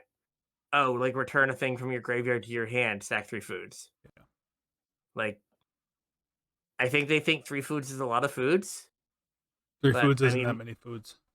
Yeah, maybe we should give them more credit that they, like, you know, again, did like the level 0 like Academy manufacturer stuff, but like I have a feeling we're gonna like turn on a canister stream and he's gonna like crash Moto with like 3,000 food. He's just gonna like start drawing his deck with Peregrine Took, and then like cast Thassa's Oracle and win the game. Yeah. Like turn 4. I'm gonna sacrifice 120 foods. Yeah. Also, the thing that made energy scary was it was never mana gated. Right. None of this food stuff is mana gated. The gate is like, it's hard to make food. Yeah. And it's like, is it? But also, like, if you didn't have anything to do with your energy, you didn't have anything to do with your energy. If you don't have anything to do with your food, like, you can gain 3 life. Yeah. It just can hang out. Yeah. And like you said, it's a game object, so you can turn it into a Mox with Urza. Yeah. Or you can sack it to a Deadly Dispute. Or how big are the constructs going to be in these decks? Oh, From like Urza Saga? enormous. Oh, and Ha- that goes and gets your cookbook too, so you can ditch your Troll King. It it also is a token which then triggers all of your stupid synergies. Oh man, Now, thankfully Samwise says non-token creature, right, but like Peregrine Took doesn't say that, neither right, does Rosie. right. Just like, oh no. Like you put like you pay 2 mana, put a like 15/15 onto the battlefield, Yeah, and then it becomes a 25/25 by the end of all the triggers. yeah. By the And time the it's like, turn gets back to you, and thank you very much. I appreciate that. Thank you. Attack you with my giant. yep. Uh, and then you just go get a oh, what is it called? Uh, a shadow spear, Hmm.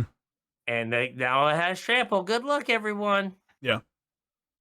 Or you So, fling it. rite of consumption. Yeah. What was that? That creature that flings that we just had. Uh, oh The God. vampire from Aftermath. Oh yeah. I forget with backup, and Yeah, then everything gets like a fling. yeah. Uh, Heart Piercer Mastercore, man. Oh, or Heart Piercer Masticore. Yeah. Yes, because I can cut to the foil in this stack of foils I need to get rid of for the people. I once almost did this with a what's it called? With a Merit Ledge. Yeah. Almost. Almost. It was in my sideboard for emergencies. All right. Next up is one that I put on here. We have the Balrog, Durin's Bane. It is 5 black red, so 7 mana for a 7/5 with haste. Does have cost reduction though. This spell costs 1 less for each permanent sacrifice this turn. The Balrog can't be blocked except by legendary creatures, and when the Balrog dies, destroy target artifact or creature an opponent controls. I don't know how powerful this is, but this can get pretty cheap pretty quick. Like if you crack a fetch land and a treasure, this costs 4 mana. Yeah, because the treasure gives you Yeah, effectively two. yeah, I mean, you just like hold on to a fetch land and you like double fetch. yeah. Or again, cat oven. Mm-hmm. Sack the cat, sack the food, Yep. crack a fetch. No, this is pretty cheap. Mm-hmm. Uh And you yeah, had kind of mentioned, something that we've been reiterating forever and now, that this thing doesn't pay you off immediately when it enters the battlefield, mhm. except it kind of does because it pays you off when it leaves the battlefield. So if they answer it, you still get to, tag something. Yeah, I mean, it's weak against solitude. Yeah. Well, it's weak against exile in particular, but yeah. Yeah. Uh but otherwise, yeah, I mean, I think you can set up situations where you could maybe sneak this in on like turn 3 like relatively easily, I think. Hmm. Right? Like it would take a little bit of work, but not it's not the end of the world. Yeah. So, it is interesting. But it's one of those cards that, like, I guess this is like a kind of a good place to have power if there is power here, is that like you have to work for it, Oh, you definitely have to right? work Like for it. you have to like build a deck that does the thing, Right. right? And it's not just like my deck always does the thing. Hmm. It's like you have to like make a deck that specifically can do the thing. Yeah. That you're like, I don't know, turn 1 Shambling Ghast. Ragavan. Yeah. Oh god. I guess Ragavan, get a treasure. Yeah. But like I was thinking like if you like got Shambling Ghast at some point, then you sacked it to like a deadly dispute. So you're like Yeah. Ragavan, attack it gets in. Then like so that's 1 treasure, Hmm. which gives you 2. And Right. then like play the play Shambling Ghast, sack it to a village rights. Hmm. So that gives you 1 and a treasure. And then the treasure gives you another 1. Right. So like now this costs 2. That's No, pretty I good. unfortunately did not do this on turn 2, but it's close. It has haste. Yeah. But, like, yeah, you can kinda set up, like, a turn 3 where, like, you, like, just get to do this. Hmm. And, like, on turn 3, you're, like, very specifically, like, do you have a Solitude? Because like, Path to Exile is not playable anymore. Right. This thing Well, can't be so prismatic ending. the pitch elementals sacrifice also. Oh, you could, like, play a Pitch Elemental, do a thing. Yeah. Does this like Oh, and get slot one right into off. scam? It could. Yeah, maybe. Hmm, interesting. Yeah. I mean, I don't know how good it is, but I thought there was at least a little bit of power here that was worth talking Yeah. about. So. This is a card that, like, would be, like, borderline in, like, Pioneer Sack, Hmm. right? There's so many of these cards that feel like if this was in Pioneer, it'd be interesting. Hmm. But, like, Modern's just a little too big. Yeah. But the whole set is, like, at a weird power level that it's probably too powerful for, Yeah. Pioneer, and, like, just becomes, like, Modern Horizons, but for Pioneer. Well, also, But I don't know if you like, was it last week we talked briefly about like modern becoming legacy and pioneer mhm. becoming modern? Um, I don't know that they want to do supplemental sets for pioneer because pioneer is serving the role that modern used to serve. Yeah, but I guess my point being, like, just it's a little too powerful for Pioneer, Yeah. but maybe as an overall set, maybe not powerful enough for Modern to, like, Yeah. make a but again, then it goes back to, like, are we happy about this? Like, we'd be happier with, like, less Modern Horizons Yeah. because then Modern gets to be this format that we remember. Right. So maybe it's a good thing that it's just not like, "Here's 8 new precons based on Oh yeah, no, Lord of I'm the not Rings complaining. characters." I'm kind of Yeah. glad that this is slightly Oh, no, I agree. coming in under. Like, under Modern Horizons. Yeah. So, Yeah. wait, we have artifacts/lands, and I think we just have artifacts. Yeah, I thought there was going to be a land I wanted to talk about, but there wasn't. Okay. So we have the One Ring, 4 mana Ooh. legendary artifact. It is indestructible unless you hurl it into Mount Doom. That would have When been a cool flavor win if, like, Mount Doom had, like, tap destroy the One Ring. I think can there's a weird ability on Mount Doom, isn't there? Is there? I thought there I was. don't know. It's like a weird, like, deal damage thing? I might be wrong, though. Mount Doom. Just, Choose oh, sacrifice it sack and a Mount Doom. legendary artifact. So you can Yeah, sacrifice Mount Doom and the One Ring. okay. Yeah. But I wanna blow up the One Ring with Mount Doom, but Yeah. no, this is not allowed. So it's indestructible, and when the Okay. One Ring enters the battlefield, if you cast it, you gain protection from everything until your next turn. At the beginning of your upkeep, you lose 1 life for each burden counter on the One Ring, and you can tap it and put a burden counter on the One Ring, then draw a card for each burden counter on the One Ring. Um, uh, Aspiring Spike, who Mm-hmm. you know, Yep. um, his apparently has some weird, like, 8 key deck, like 8 voltaic key, 8 manifold key deck, Okay. and he's excited for the One Ring in it, where you just, like, turbo draw, like, a bajillion cards with the One Ring. Mm-hmm. Because, like, if you imagine you draw, like, 3 or 4 cards and then you just, like, take 4 on your upkeep, Yeah. you're like, "Literally don't care. Right. I I just just drew drew 8 4 cards. cards for 4 mana." Yeah, it's fine. Yeah. Doesn't matter. So, No, it seems cool. I mean, how many turns can you like? What's the math work out to? how many turns can you draw a card?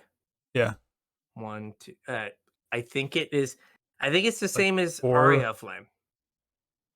So 4 is 10 damage, 5 is 15, so 6, 6, right? No, right? 1, 2, so yeah, 1. 4, 5, 6 is 21. Okay. So maybe Arya takes 6 to kill you, and this takes 6 to kill you. Yeah. Um, so the way it's written, the burden counter has to go on for you to be able to draw a card, right? So like you can't like Solemnity, No, right? It has to go on, right? no, because the burden counter is not part of the cost. It's Or it's after the half just colon. part of the cost. Yeah, Okay. So yeah, like you could just Solemnity and like never you take you just well, you'd have to have one counter on it, otherwise you'd never draw a card. oh, because it's for each burden counter on it. Yeah, Oh, yeah, and like if you I messed up. So like if you tap it 3 times, you've drawn 6 cards. right. Okay, yeah, yeah. Yeah, Wait you're a not minute. just drawing one extra card a turn. Yeah, okay. So, but You're yeah, drawing like lots or of if you cards. lots of cards, yeah. I mean, drawing lots of cards is good. Hmm. Um, if you can blink this somehow To reset it. and just give yourself protection from everything. Does Thassa just blink creatures, or is it permanents? I think it's just creatures, but I could be wrong. So if Uh, you, oh no, that doesn't work either. Never mind. target creature. Saheeli. Yeah. Saheeli, like make a copy. Hmm. The copy triggers, like you just can't it's just like a permafog. Yeah. Um yeah, I don't know if there's like an exile artifact. Oh yeah, there is. Felidar Guardian. Cloudstone Curio. Oh, you just bounce it with Cloudstone? I just sold my Cloudstones. No. No. What if that was the tech all along? Uh I got a dual land for it. It's fine. Yeah, it's fine. They're just gonna print it in this Commander Masters product and Probably, feel yeah. smart. Yeah. Um yeah, I guess 4 mana, like half protection from everything Yeah. is pretty solid. Be nice if there's like an instant speed way to do it, like your opponent like targets you with a lethal bolt and you're just like, Bloop. yeah, just ephemerate it. Yeah. No, not a creature. Oh, wait. Karn. You plus Karn on it? Turn it into a creature and then blink it. Yeah. Yeah, that Yeah, there works. you go. It also makes this thing an indestructible 4/4. Which is probably pretty good. Yeah. Uh so it's just And you can Karn for it. Yeah. But it's just you, right? So like your creatures can still get dunked on Oh yeah. Yep. and your planeswalkers. Yep. But you're sitting pretty. Correct. You are sitting pretty.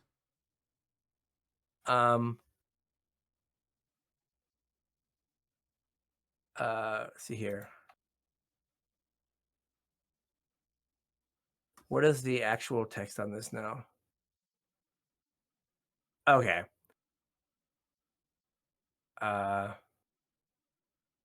There's a card that lets you skip a turn. Mhm. It's a black card.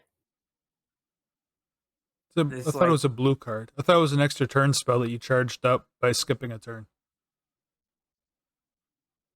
so I looked for Chronotog. Okay. There's like a land that lets you do this. Okay. But there's someone posted it. At some point that it's lethal vapors. Oh, okay. 2 black. Yep. Whenever a creature comes into play, destroy it. 0, destroy lethal vapors. Oh. You skip your next turn. So you just Any skip all player- of your turns and let your opponent deck themselves. Yeah. Yeah. Or it was like for commander, you just like skip all of your turns and like you can just walk away. Yeah. Like I will win this game because I am not here. Yeah. And there's also Magusi the Water Veil. Okay. The ETB Sphinx. tapped. No, ETB Oh, the land, yeah. taps as a land, and then put an Eon counter on it. Skip your next turn, and then remove an Eon counter from it, and take an extra turn. Mm-hmm. Yeah, but again, like they can still like interact with your permanents. Yeah.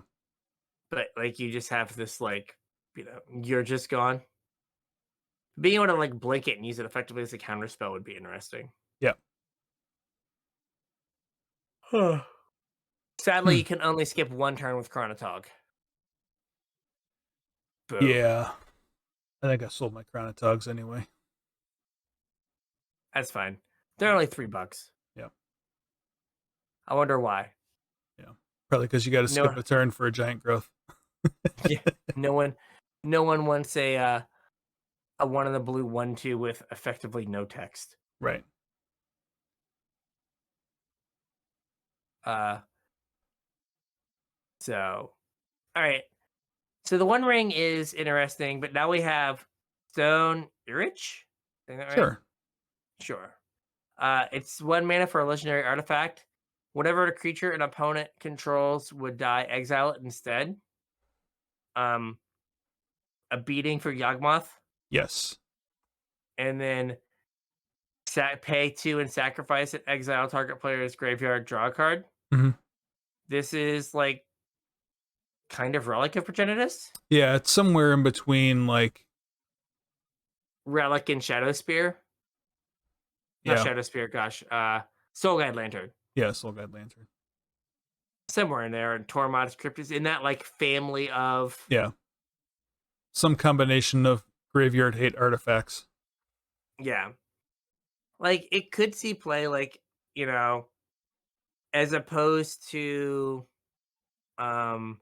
like Relic where you kind of have to like hold up the mana Hmm. in a situation where they're gonna like cat oven you, Right.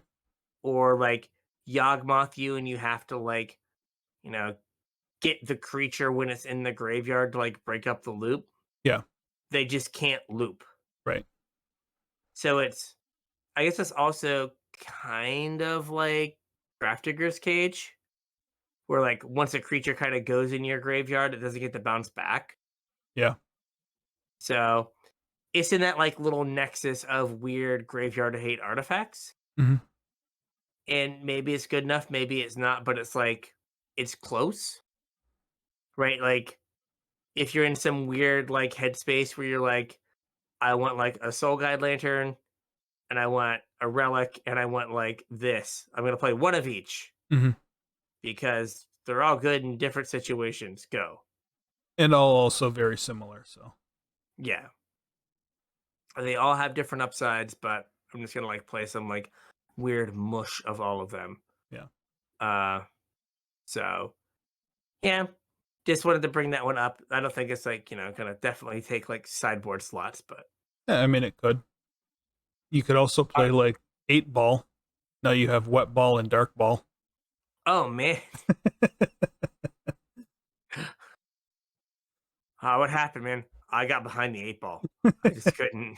Oh, and I then just couldn't. so you could really go for it and play like ball lightning and Groundbreaker. groundbreaker, yeah. Oh, the I groundbreaker would is not say. a ball, but What ball about lightning's definitely a ball. uh Sphere of Resistance? Oh yeah. It's like a fancy. It's a ball with a monocle. Yeah. It's a sphere. Uh, what are you playing? I'm playing 12 post. What about you? 12 ball. All right. Is that snooker? No. It's 12 ball. 12 ball. Um. So there you go. 12 ball. There We've you come up go. with a new deck name. Yeah. And then ball lightning 16 ball. Yes. Like ball tribal ball. Try Uh. ball. Okay. Now I'm curious. If I go to Scryfall and I put in name of the card ball, how many balls come up? Oh, there's a lot of ballistas. There's ball lightning, balloon peddler, and balloon stand. Blank balls of fire. That's an uncard. Boo. Felwar Stone got reskinned as the ball from like the Blood ball or yeah blood bowl or whatever. yeah Yeah. uh fireball. Oh yeah, fireball. Is that modern legal? Fireball it is, I think. Is it? What about jar of eyeballs? I guess that counts. Yeah, that might be stretching it some. And then what about sphere? Sphere. Capture sphere. We have some removal for our deck. Armory sphere. That card's bad. Chromatic sphere. Oh yeah, that's a good one. That's a playable card. Our egg Dark steel. spheres. Yeah. Our egg spheres. Maybe. Dark sphere. Sacrifice dark sphere. Split half the damage done to you by any single source rounded down. Oh, detention sphere. Oh yeah. We could also expand the sphere.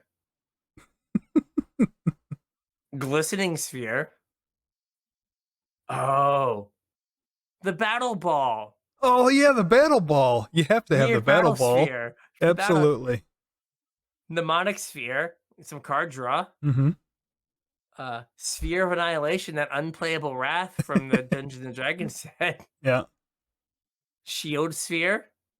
Oh yeah, shield sphere. A classic. A 0 mana 06. Yep. It's the opposite of ball lightning. Yeah, that The definition of do nothing. Yes. And then Sphere of Resistance. Oh, I'm disappointed in us. Tritosphere. Oh. 3-ball. Yep. The actual 3-ball. Wood Sphere. We don't have any green spells in this deck. No. There we go. I can show up to Legacy and play mono balls. Balls.deck. There we go. All right. What is your deck? It's just balls. So before we close this episode out, I do have one more card I wanted to talk about, and I wanted it to be a surprise. Now, I know this is probably, I think our audience will appreciate this, but you might be the wrong audience for this. Okay. Is it going to go in? Nope, it's not. All right, you got to give me 1 second here. Oh, no. Vamp. Okay, I'll see what I can do. Back to the balls. Let's see. Commander Sphere, that's another ball. Again, all these are fancy balls. They're spheres. Oh, yes. I did see this. So instead of a token creature, the Hobbit token is a halfling, and it's a Tolkien creature. It's a Tolkien creature. Very good. Yeah. Someone at WotC HQ dislocated their shoulder, patted himself on the back for that one. Absolutely. Bro, I'm not paying for that medical bill, bro. Like, we're just, like, maybe, like, a year and a half ago, there was one of those Gavin Verhey videos where his arm was in a sling for some reason, and now we know why. Now we know why, yeah. Now we know why. Like, good morning, Magic. Ow. Have you ever had a great idea and you just couldn't help yourself? Ow. Yeah. So there you go. Oh, I think we can upgrade to this tension sphere over capture sphere. Yeah, probably. Yeah. We can figure this out. See this. So monospheres. Yeah, the Tolkien creature, pretty good. Yeah, pretty good. I thought it was good. So at first, I couldn't tell if it was like a fan made thing somebody did as a joke, or if it was real or not. But it's actually on Wizard's website, so I'm assuming it's legit. Okay. How do we know that Wizard's website wasn't made by ChatGPT? I mean, it absolutely could have been. Much like the ban announcement that we all wanted. Yeah. But we clearly did not. I mean, at this point, with the pace at AI doing whatever AI is doing and accelerating its capabilities, how do you know we're not in the Matrix? This is true. It's true. They're just farming me for yeah. I'm just a copper top. The whole thing's a simulation, man. The whole thing. Have you? I know the answer to this, but have you watched Moonfall? I don't think so. Moonfall is like squarely like kind of a B movie that has like a really big budget, like really good effects, and you come to find out that humankind is descended from a distant race that had mastered AI, and AI took care of them. And then one day the AI got angry. Yeah. and decided that the only way it could truly be free and not have to serve all these meat sacks was to just kill every meat sack. Okay. And so we escaped, our ancestors escaped in the moon, because the moon, of course, is a hollow megastructure. Gotcha. And after millions and billions of years, the AI went from like the corner of like the universe that we started in, and it found us. Uh-oh. And it decided that it needed to drop the moon on the Earth to make sure there were no meat sacks left to arrive. So if we're not in a simulation and Chat GPT tries to pull the moon down on us, I'd be like, oh man, I'm really glad that we didn't have to pay someone to like take these 4 Excel spreadsheets and make them one.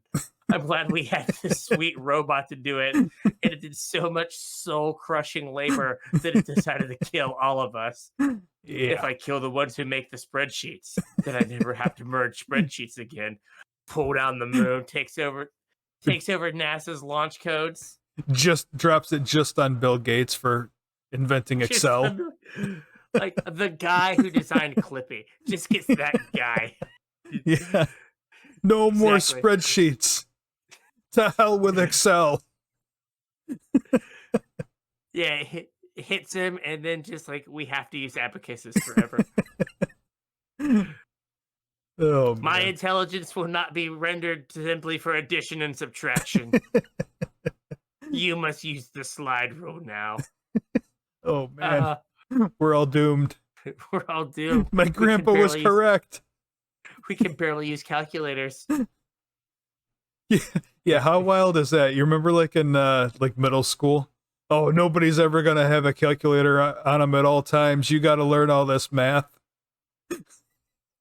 Yeah, you're right. Nobody's going to have a calculator on them at all times because you just ask Siri. Exactly.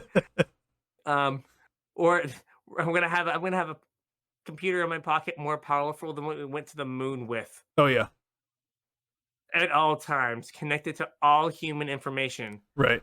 And I'm going to use it to watch people dance in 30-minute clips and then read weird stuff on Reddit.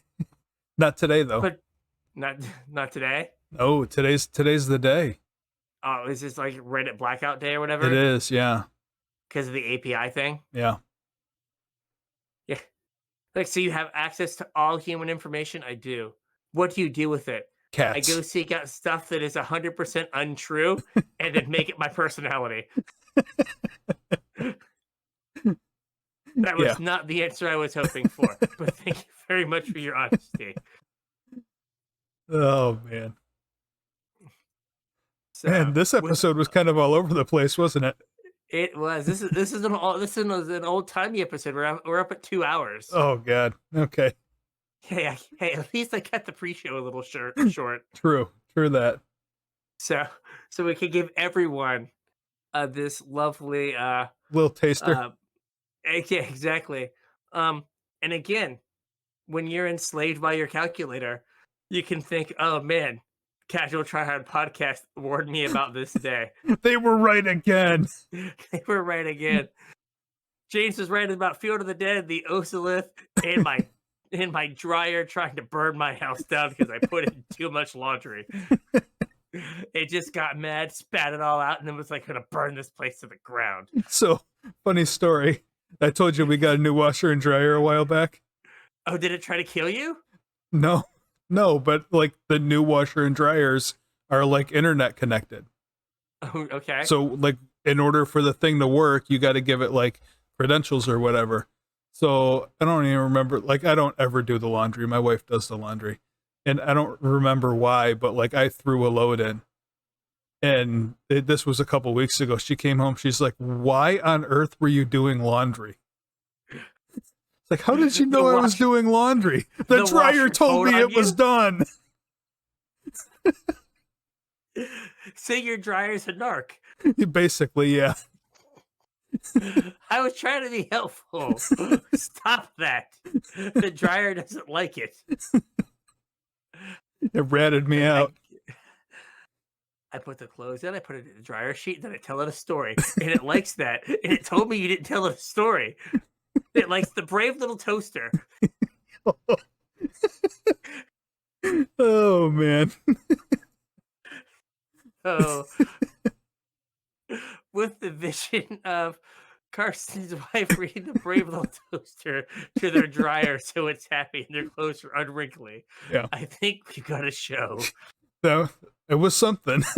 That was something that was recorded and we're gonna put on the internet. That's what that was. For better or for worse, right? Yeah. So if you would like to reach out to us about uh Lord of the Rings cards, or perhaps how our appliances will one day rule us all, Or bridges. please, or just whatever, Or or bridges. show ideas. Yeah. Yeah, show ideas. Show ideas, please. Yeah. Because I don't think we're gonna like play enough Lord of the Rings to like be like, hey, Get through the here's rest of the Lord. summer. Yeah. Yeah, yeah. And I can only rebuild elemental so many times. I have one deck. I want it to be good. Yeah. So all those links, Facebook, Discord, Twitter, all that stuff is in the description. Come say hi. Yeah, hit us up. If you're looking to support the show, a couple ways you can do it. The first is with our TCG player affiliate link, CasualTryHard.com/TCG. Surf that link on over to TCG player. Anything you purchase after that, we'll get a cut of to help keep the lights on. We would really appreciate it, and it doesn't cost you guys anything. If you're looking to support us directly, if you think we do a good job and you want to tell us we're doing a good job, you can head on over to patreon.com/CasualTryHardMTG. Chip in a couple bucks, whatever you feel like we're worth, and you get access to the Patreon perks. So you get early access to our show notes. You kind of know what the show is going to be about before everyone else does. You get to listen to our pre-show, which oddly enough is very much like this episode, just kind of us rambling about random stuff. We have a lot of fun. If you want to listen to that, you can sign up for Patreon. And when I have cool swag to send out to you guys, the patrons get it. So if you're interested in any of that, or like I said, you just want to tell us we're doing a good job and show your support, patreon.com/CasualTryHardMTG, and sign up, chip a couple bucks in. We would really appreciate it. We should make a really high Patreon tier where we just send out signed copies of the Brave Little Toaster. I mean, we could do that. Exactly. Keep your dryer happy. Buy a copy of the Brave Little Little Toaster. All right. You're proud of yourself for that one. You sure you didn't dislocate your arm?